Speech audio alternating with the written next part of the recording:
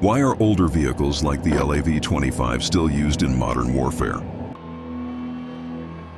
First introduced in the 1980s and operated by the United States Marine Corps, this vehicle is still active today.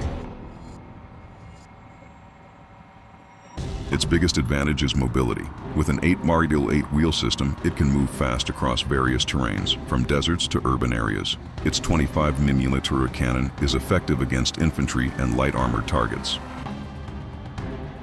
It is also more affordable to operate compared to modern combat vehicles, making it a practical choice for many missions.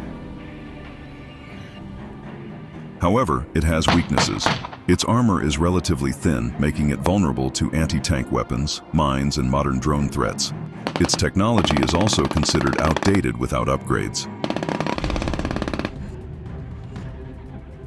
Even so, it remains useful for patrol and reconnaissance missions where speed and flexibility are more important than heavy protection. So, is the LAV-25 still relevant? Or is it time to replace it? What do you think?